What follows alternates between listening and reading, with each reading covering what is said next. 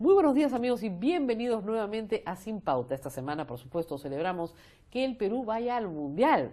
Después de 36 años, va al Mundial y, por supuesto, todos los jóvenes de la Universidad Católica celebran, vienen con la camiseta y todo el mundo está muy feliz y así debe ser.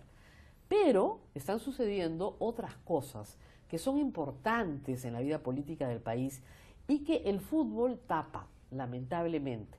Y tenemos que ponerlas sobre la mesa para que no pasen desapercibidas, siendo tan graves. Estamos hablando de actos de prepotencia, de arbitrariedad, hasta golpistas, diría yo, sobre la institucionalidad del país. Básicamente, dos instituciones están en este momento bajo ataque: la Fiscalía de la Nación y el Tribunal Constitucional. ¿Ataque de quién? De la mayoría fujimorista, en el caso del señor Pablo Sánchez, fiscal de la Nación, y del aprofujimorismo en el caso del Tribunal Constitucional. Para hablar de estos temas hemos invitado a un abogado muy importante, exalumno de la Universidad Católica, docente de la Universidad Católica, y una persona que tiene muchísimos años trabajando en Derecho Constitucional, el doctor Samuel Abad Yupanqui. Muchas gracias por estar con nosotros. Muchas gracias por la invitación, Rosa María. Encantado de estar acá. Y además, haciendo, como se dice, full disclosure en inglés, el doctor Samuel Abad Yupanqui está también en la defensa de uno de los magistrados, justamente en un trabajo conjunto con otros abogados, porque lo que se está haciendo contra el TC, reitero, es muy grave para la institucionalidad política del país. Empecemos primero por lo que ha sucedido ayer, mientras todos se preparaban para ver el partido, estar contentos. La subcomisión de acusaciones constitucionales, en un tiempo récord, que no ha tenido con ninguna denuncia, en una semana, califica la denuncia de Jenny Vilcatoma y del congresista Salaverry como viables y la envía a la comisión permanente para que se inicie investigación contra el fiscal de la Nación. Los fundamentos son deleznables en los dos casos. ¿Por qué prospera esto, doctor? ¿Por qué, expliquemos los fundamentos un poquito al público, por qué con tan poca argumentación el fujimorismo quiere, disculpen la palabra, bajarse al fiscal de la Nación? Bueno, esto no tiene ninguna explicación jurídica en realidad. Si uno examina jurídicamente el tema, las dos denuncias presentadas contra el fiscal de la Nación son manifiestamente improcedentes, debieron ser rechazadas de plano. ¿Qué es lo que dicen las denuncias? En síntesis, dicen el señor Salaverry dice, el fiscal de la Nación ha omitido hacer lo que yo creo que debió hacer. Ha debido investigar de la manera que él considera. Y lo que dice la fiscal la congresista Jenny Vilcatoma, es que él ha diseñado un sistema nombrando a un fiscal desconociendo el debido proceso y eso no ha permitido una adecuada investigación. Es decir, en otras palabras, le están diciendo los congresistas cómo debe actuar el fiscal de la Nación. Hay una palabra que se llama autonomía. Y la autonomía significa el fiscal de la Nación es un órgano autónomo, es el titular de la acción penal, puede investigar, pero él decide la estrategia de investigar. Para eso está su equipo de fiscales y lo que está ocurriendo acá es que el Congreso pretende decirle cómo actuar y eso es absolutamente improcedente. Ahora, la autonomía siempre es dentro de la ley. ¿El fiscal de la Nación ha violado alguna ley? Ninguna. Ni la suya propia ni otra agenda. Ninguna, porque reitero, los hechos que se le imputan son, tú debiste investigar y no lo hiciste, es omisión, y en el otro caso tú designaste un fiscal, le diste más atribuciones al fiscal Hamilton, y eso ha significado que desvíes del sistema. Es decir, ¿quién designa a los fiscales? El fiscal de la Nación para casos determinados. Claro, no la señora Vilcatoma. No la señora Vilcatoma, y menos el Congreso de la República. Aquí estamos llegando al absurdo de que si esto prospera, el Congreso le estaría diciendo cómo debe actuar el fiscal de la Nación en materia de lucha contra la corrupción. Ahora, hay que decir una cosa, el derecho de criticar las resoluciones judiciales siempre se mantiene. O sea, un congresista puede criticar la acción del señor fiscal, en un caso concreto, o del fiscal de la Nación, pero eso no le da derecho a destituirlo. Esa es la gran diferencia. Claro, porque en realidad lo que están diciendo, esa infracción de la Constitución, están utilizando la vía de lo que se llama la acusación constitucional. ¿Para qué? Para que el Congreso decida si lo destituye.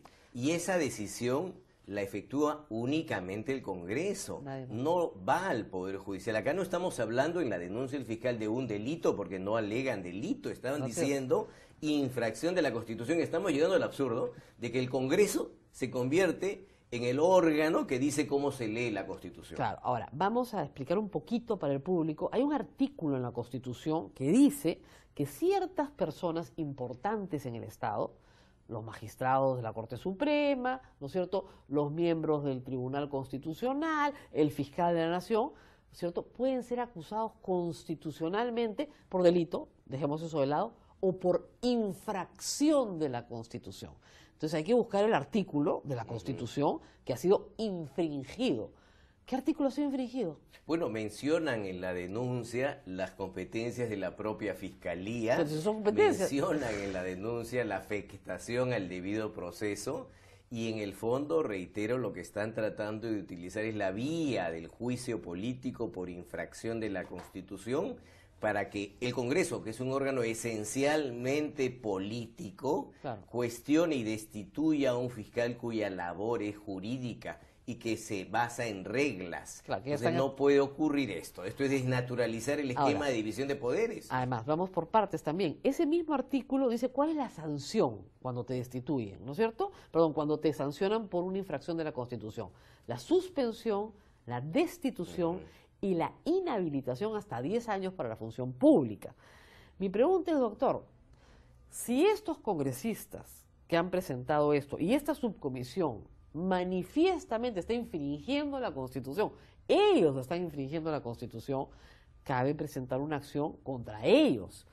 No se verá en este Congreso, pero en el próximo Congreso se va a ver de todas maneras. Y si les puede inhabilitar por 10 años para el ejercicio de toda función pública. No me equivoco, ¿no? Es una posibilidad. Los congresistas también son susceptibles de ser denunciados. Por infracción de la Lo que Constitución. podría ocurrir es que si se presenta la denuncia, tiene un procedimiento y el procedimiento no se paraliza. Claro. Vale decir, si la presentan ya, llega el procedimiento en el cual ellos tienen mayoría No, hay que y no me presentarla- cabe la menor duda que sería No, inmediatamente se presenta el desestimada, último ¿no? día del 2021, para que ellos no lo puedan ver, ¿ok? Pero se va a presentar. Y ya hay precedentes. El caso de Marta Chávez, Luz Salgado, Carmen Lozada, fueron inhabilitadas por el Congreso por 5 años, justa o injustamente, pero ya existe el precedente. Sí, claro. Y eso me lleva al Tribunal Constitucional, porque tiene muchas similitudes el caso, ¿no es cierto? Pero tiene unas particularidades. Lo que se le ha dicho al público reiteradamente, operadores del fujimorismo, es que 4 magistrados han cambiado una sentencia que era cosa juzgada. La han cambiado. Esa cosa juzgada ya estaba cerrada y estos 4 magistrados han violado la cosa juzgada y han cambiado una sentencia para favorecer a otra de las partes. ¿Eso es verdad o es mentira? Eso es mentira, es falso. O sea, acá no hay una afectación de la cosa juzgada, acá no hay cambio de votos. ¿Qué es lo que ha sucedido? Que sencillamente 3 no es igual que 4. Pues. Ya, ¿y por qué 4 es importante? Porque para que haya sentencia se requiere 4 votos. De los Recordemos 7. que el tribunal tiene 7 miembros, se requiere Así es. 4 votos.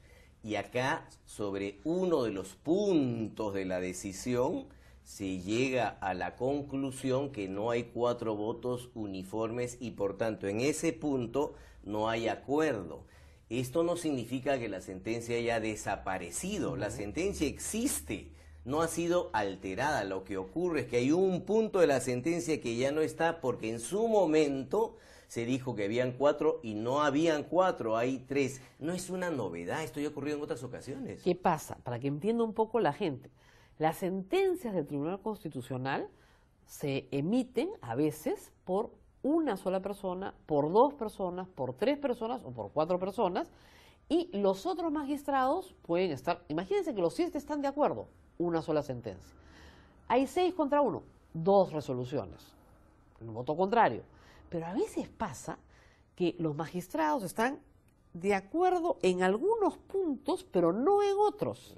Entonces, sale, por ejemplo, en este caso, una resolución con 3 que están de acuerdo, la firman todita.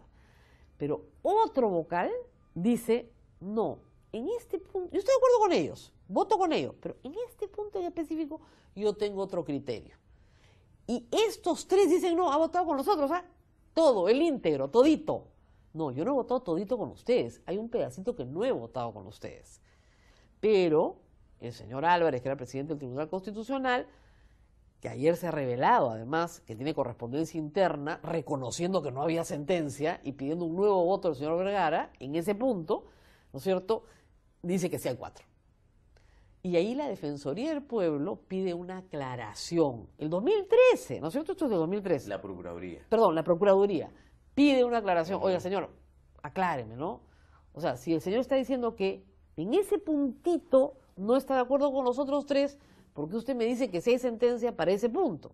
Ahora, ¿cuál era el puntito? Porque la gente decía, pero ¿cuál era el puntito que se estaban peleando? ¿Cuál es la naturaleza de ese punto tan complicado? La sentencia tuvo 3 puntos. A ver. Uno de ellos estaba vinculado a una calificación. ¿Por qué? Porque este caso es un habeas corpus.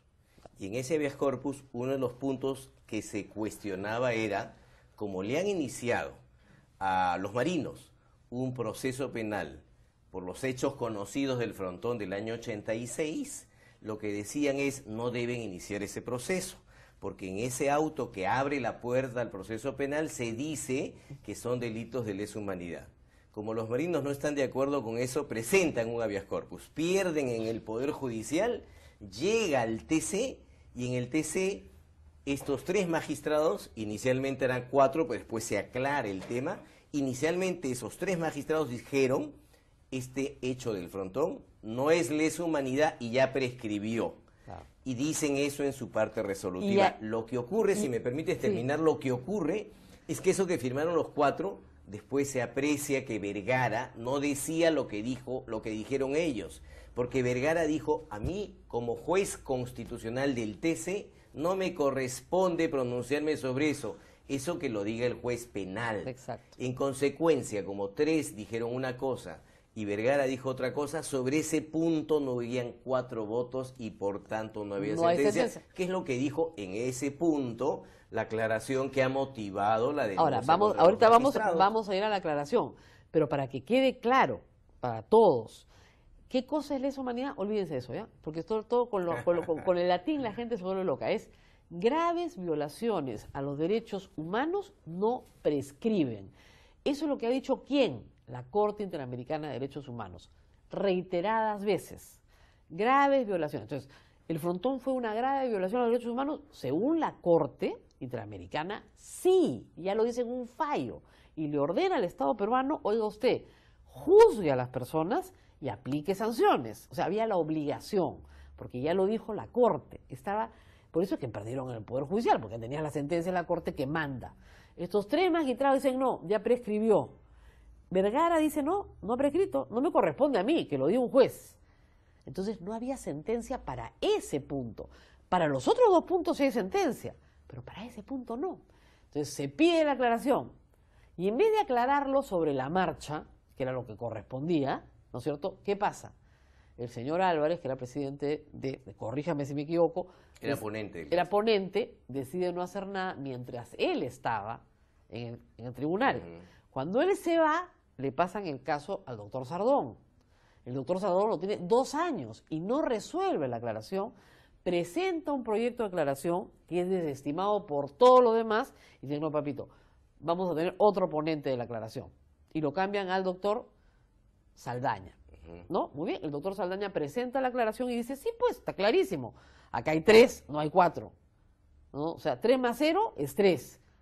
No hay 1. 3 más 1 serían 4, pero no es más 1, pues. En este punto es 3 más 0, 3. Entonces, para el Tribunal Constitucional del 2013, ojo, no para nunca hubo, siempre hubo una situación en la cual no había prescrito, por lo cual se tiene que juzgar, que es lo que ha dicho reiteradamente la Corte Interamericana.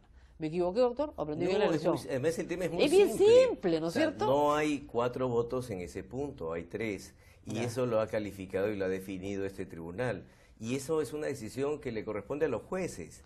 La decisión de decir, mira, en este punto no hay 4 votos y en consecuencia no hay sentencia, es una decisión jurisdiccional. Le corresponde a los jueces y al TC, no al Congreso. Claro, entonces ahí viene el punto. Les presentan una acusación constitucional, promovida obviamente por los marinos que no quieren ser sometidos a un proceso. Nadie ha dicho que los van a condenar, simplemente dicen que se los sometan a proceso. Muy bien. Entonces, resulta que el Fujimorismo y el APRA, esta es la mía. Acá los liquidamos. Pero lo que dice la Constitución es bien claro. O sea, los magistrados tienen las mismas inmunidades que los congresistas. Entonces no pueden ser juzgados por sus votos.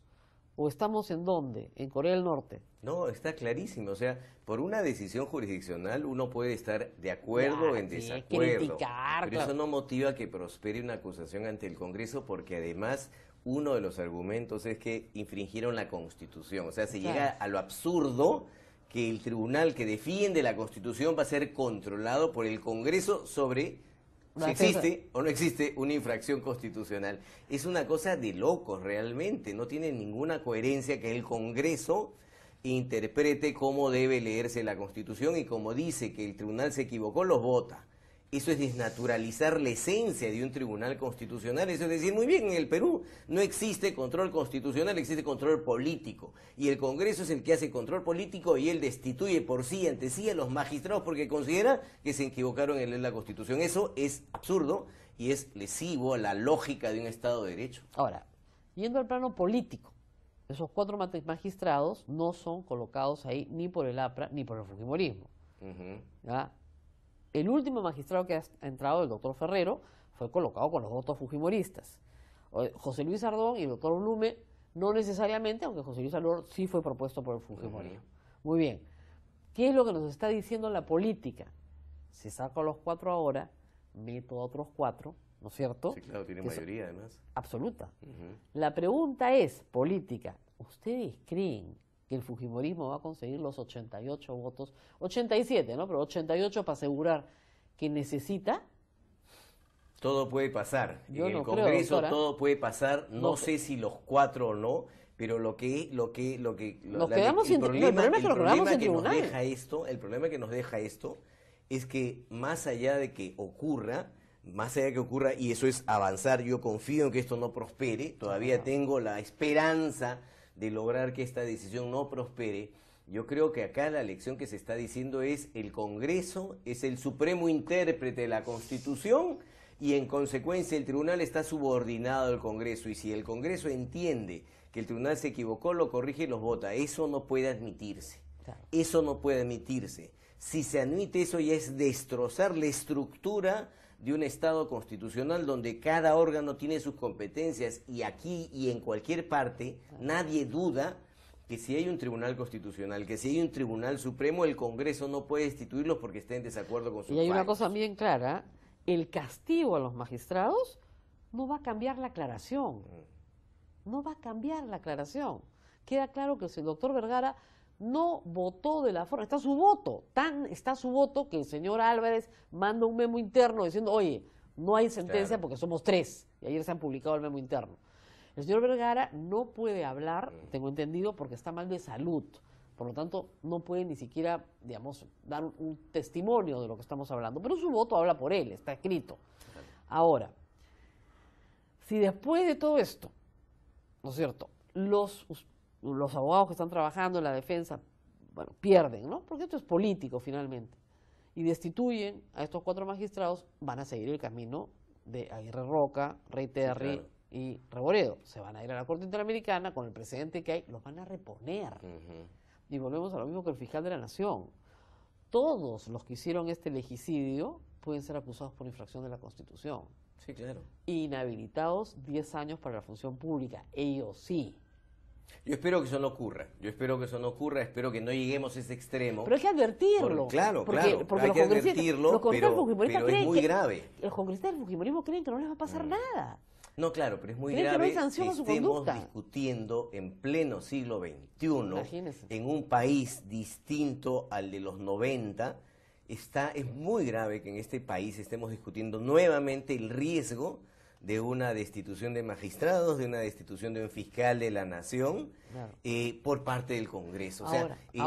Eso significa que no hemos aprendido lo que significa vivir en democracia. No, eso significa es gravísimo. Que tenemos una mayoría que nunca hemos tenido en el Congreso de 72 congresistas fujimoristas que no tienen ningún criterio jurídico, sino que están actuando bajo criterios políticos. Pero políticos mal entendidos, porque un político haría el bien común, ¿no? Debería apostar por el bien común, por la lucha, por la democracia, discrepar. O sea, acá lamentablemente cuando se habla es política, bueno, pero hay que diferenciar lo que es la política realmente, porque eso en realidad no es una política adecuada que debería guiar los caminos del país, porque nos conduce al descalabro. Ahora, hay que advertir también a todos que se puede dar la siguiente situación, es decir, los destituyen, no tienen los votos, los 88 votos para conseguir 4 magistrados. El tribunal se queda hasta el próximo Congreso con 3 magistrados, por lo tanto, paralizado, porque no se puede formular casi ninguna acción.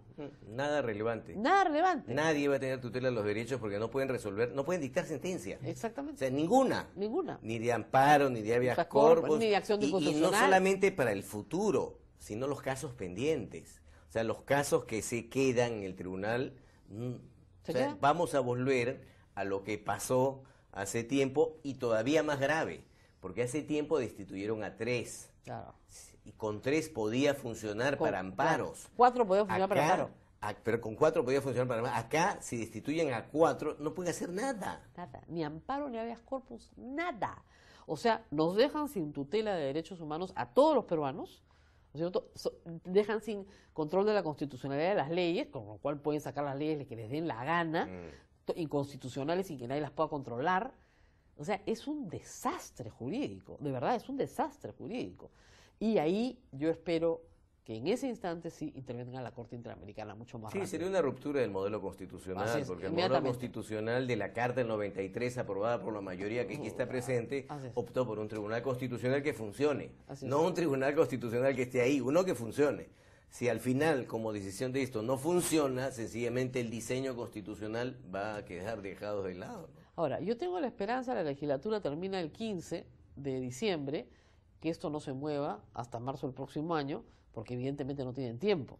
Tengo la esperanza de que sí sea, porque si lo van a acelerar a toda velocidad, con una comisión permanente que vota pues así al manotazo, sin ninguna investigación, sin oír descargos ni nada, peor aún será. Así que yo tengo la esperanza, como el doctor Samuel Abad, que tanto en el tema de la Fiscalía como en el tema del Tribunal Constitucional, dejen de querer demostrar estos alardes de prepotencia y poder y simple y llanamente apuesten por el bien común y no nos dejen como país sin fiscal y sin tribunal, en medio de una lucha contra la corrupción, lo cual es un escándalo. Totalmente de acuerdo. Ahora, ¿en qué tan rápido podría intervenir la Corte Interamericana en cumplimiento de su sentencia? Es decir, hay una sentencia del tribunal, la famosa sentencia Durán, que exige que estas personas sean las implicadas, ¿no es cierto?, juzgadas, investigadas, juzgadas y condenadas. En enero, tengo entendido, se ha solicitado que la Corte haga una revisión de su sentencia, del cumplimiento de la sentencia frente al Estado peruano. Vamos a ver qué pasa ahí. Sí, son 2 escenarios distintos, ¿no? 2 escenarios distintos, pero ahí, si hay una destitución, la Corte Interamericana los puede reponer. No sé si tan rápidamente, porque la Corte tiene sus plazos y son larguísimos, pero digamos, se podría pedir una medida cautelar, ¿no, doctor? Sí, claro, o sea, si ocurriera una destitución, que confío en que no ocurra, y esa es la lucha para tratar de convencer a quienes están planteando esta denuncia y quienes van a decidir la denuncia, si ocurriera eso, el sistema interamericano está abierto y hay precedentes sobre el particular. Pero usted me va a permitir decir algo que puede sonar un poco absurdo, ¿no? Pero hay algunas personas que tienen que decidir sobre esta materia que en derecho son prácticamente iletrados. ¿Ya? Lamentablemente la mayoría del fujimorismo en estos hechos ha demostrado no saber nada de derecho. Y ellos son los que tienen que hacer las leyes, lo cual preocupa más todavía. Entonces, lo que estamos explicando, que queda completamente claro y obvio para toda la comunidad universitaria, debería quedar claro y obvio para ellos también. Sí, y Ojalá. Para la opinión pública y para quienes toman decisión en esa mayoría. Porque usted sabe perfectamente que quienes toman decisión no necesariamente están en el Congreso de la República, físicamente. Así es. Entonces, lo importante es que tomen nota de la gravedad de lo que está haciendo, de los argumentos que no tienen ningún sustento y de las consecuencias para el país. Y para que ellos asuman el riesgo de lo que eso va a ocurrir y que la opinión pública conozca que 3 no es igual que 4 y consecuentemente en ese punto no ha habido sentencia y nada más. Y en segundo lugar, que si alguien discrepa de una sentencia, de una resolución, lo que corresponde no es destituirlos en el Congreso. Los marinos tenían expedito el camino para ir al sistema interamericano si consideraban un rechazo No lo han hecho. Bueno, pues se van a perder. Pues. Claro, no lo han hecho. O sea, van a un escenario diferente, el escenario político. Y acá, fíjate, permíteme comentarte lo extraño que ocurre en el Congreso. No ha sido esta conformación del Congreso, ha sido una anterior, pero el año pasado denunciaron un magistrado del Tribunal Constitucional y lo denunció el fiscal de la Nación, el doctor Pablo Sánchez. Y una subcomisión ni le dio trámite, no pasó ni el primer paso, porque lo absolvieron. El informe venía favorable para la acusación y en la comisión, congresistas, algunos de los cuales están aquí, como el señor Velázquez Quesquén, votó porque archiven la denuncia. Y ahí se denunciaba que en el caso del alcalde de Chiclayo había recibido dinero como consecuencia de una decisión. Entonces, es gravísima, es ¿no? gravísimo. Es delito. Acá lo archivan de inmediato. Y acá, por una discusión sobre los votos, inician todo un procedimiento que ya pasó 2 etapas, porque ya pasó el informe, pasó la comisión permanente y ahora viene nuevamente la subcomisión y luego la comisión permanente y finalmente el pleno. Es increíble, está realmente. Más, en realidad el caso de los magistrados está más avanzado que el del fiscal de la Nación, pero como que se ha detenido porque evidentemente pues es una grosería. ¿Y qué ha pasado además? Las instancias internacionales a las cuales estamos sometidos están perfectamente informados de lo que está pasando en el Perú. Bueno, una precisión, no se ha detenido en el caso de los magistrados del TC. No. El martes hemos presentado el escrito de descargos dentro del plazo establecido, tienen un plazo para actuar y debería haber una audiencia. Debería. O sea, tienen un plazo para hacerlo que está corriendo y en teoría debería ocurrir una audiencia. Podríamos saber si se detiene, si es que no convocan audiencia o es que si se les vence el plazo, pero todavía están dentro del plazo establecido. Lo que creo que es importante es reiterar el tema. Acá no hay ningún cambio de sentencia, acá no hay ningún cambio de voto, acá no hay afectación de la cosa juzgada. Acá sencillamente hay un tema de cómputo de votos, acá no hay debate sobre el fondo del asunto, en Ojalá absoluto. Que mis amigos periodistas, algunos que conocen de derecho, hayan entendido claramente lo que y no es la primera vez que ocurre esto. Gracias. Lo ha hecho la anterior conformación del TC. A mí me sorprendió muchísimo, por ejemplo, un editorial del Comercio donde parece que no entendieron nada, por lo menos del tema jurídico, ¿no? Pero bueno, vamos a tener que despedirnos y le deseamos lo mejor, por supuesto, al país, que es lo que queremos, no solamente tener triunfos deportivos, sino también tener triunfos democráticos, ¿no? Tiene que ir de la mano. Así es, y que la democracia prevalezca sobre cualquier forma de prepotencia. Muchísimas gracias. No al abuso del poder. Nos vemos la próxima semana. Si no han entendido lo que hemos dicho, hay una forma facilísima de entenderlo. Lo vuelven a ver una y otra vez y lo van a entender. Nos vemos la próxima semana.